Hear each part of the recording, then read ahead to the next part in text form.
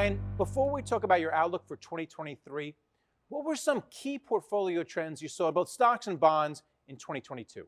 Thanks, Greg. Well, as you know, we get a chance to talk with financial advisors each and every day.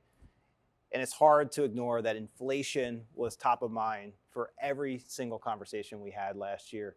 Inflation found its way into the fixed income side of the portfolio, which we'll talk about in a bit, but it also found its way into the equity side of the portfolio. So really inflation-dominated conversation, as well as Fed response to inflation. All right, well, let's talk about the bond side for now. So what changes have you made in your portfolio outlook heading into 2023? When we think about 2023 here from Vanguard's economics team, it's a much different year than it was a year ago. Obviously, with 0% yields last year, we've come a long way from there. So the outlook for fixed income is much better. And so my team is having those conversations each and every day. We're talking about what portfolios look like today and how they should evolve to the current fixed income landscape. Can you dig a little bit deeper and talk about how Vanguard sees fixed income in an investor's overall asset allocation? I know everyone has different risk tolerances, but overall, how are you placing fixed income in a portfolio?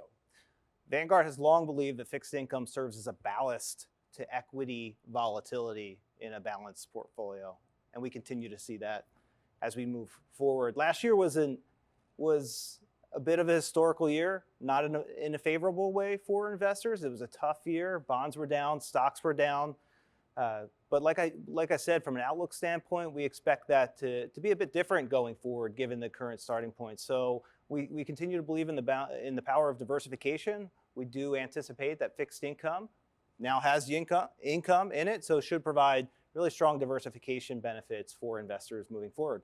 And you mentioned that stocks were down last year, and they were. The S&P was down around 20%. So what's changed with regard to your stock outlook heading into this brand new year? Well, valuations are more attractive, obviously, as equity prices have come in. The conversations we're having each and every day with advisors, we're approaching it from a U.S. versus international. We're approaching it from a value versus growth.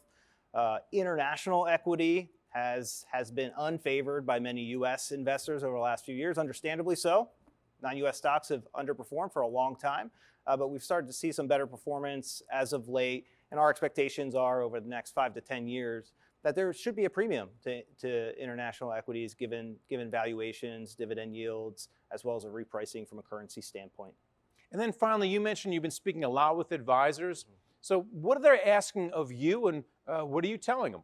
Well, there's a lot coming at financial advisors each and every day. You and I both know that, and so we want to be there to help. We want to be there to help advisors with challenging portfolio construction decisions. The topics we've talked about so far, these are tough markets. It's an uncertain economic environment. They're hearing a lot from their clients, so we want to be there. So we're having conversations each and every day about the topics we're talking about.